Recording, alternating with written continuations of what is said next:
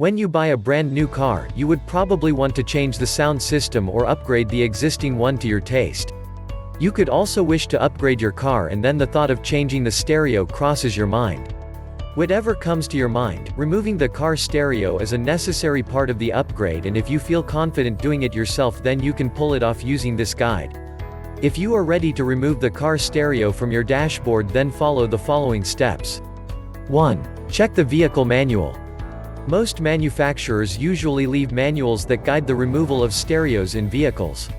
Check to see if the manufacturer has left any instruction to guide you while removing the car stereo.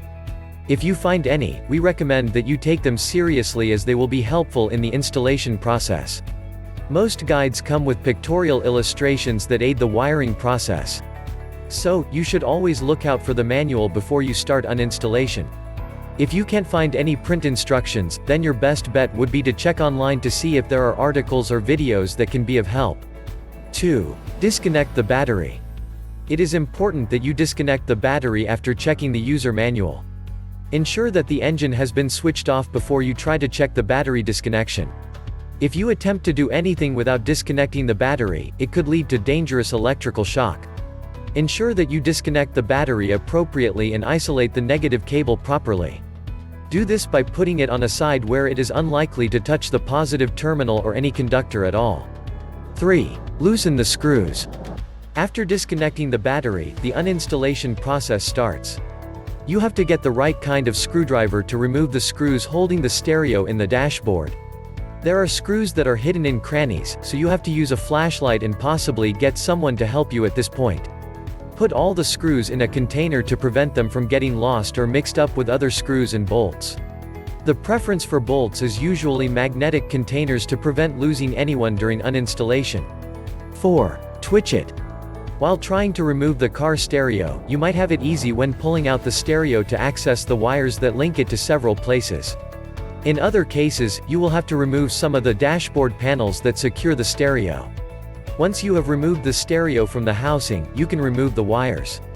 There are 2 wires behind the stereo unit, especially if you are dealing with a normal aftermarket part. There is also a clip housing the wiring that you need to remove. This particular clip stabilizes the wire harness and reduces vibration on the stereo unit. 5. Detach the wiring. You have to carefully loosen the wires first to prevent any damage that could occur as a result of removing the car stereo with force. You can make efforts to slacken the wires by repeatedly pulling it in a gentle manner. Note that you may be risking an irreparable damage if you yank your stereo out completely without recourse to safety procedures like moving the stereo from left to right slowly. Once you observe the wires aren't holding tightly to the stereo again, you can remove it by pulling it out carefully to avoid any damage. 6. Keep the former stereo. When you are dealing with car parts, especially during uninstallation, you have to keep containers close for each part removed. You should take note that even the most minute part can have a huge impact on how that particular car accessory functions should you take a decision to reinstall it later. If the car stereo is in good condition and all the parts are in place, then you could sell it for a higher price. This will mean that you can recover some of the money you spent on buying a new sound system. Finally, the moment you detach the car stereo, you will notice a large hole dab in the center of your dashboard. That's a good sign that you have successfully removed the old stereo. However, because most stereo systems are relatively the same size, their dimensions are standardized. If the dimensions of your new stereo are different and won't fit into your dashboard, the best way to get this solved is to buy a dash kit to help with the installation. You will usually get one at the point where you bought the stereo. Make sure you get one that suits the brand and model of your car. You can now proceed with the installation of your new stereo. Nevertheless, if you feel you don't have the skills to do it, you might want to contact a professional to handle the removal process to prevent any damage to your car. If you've enjoyed this video, click the subscribe button below and hit the notification bell so you'll know once we post a new video.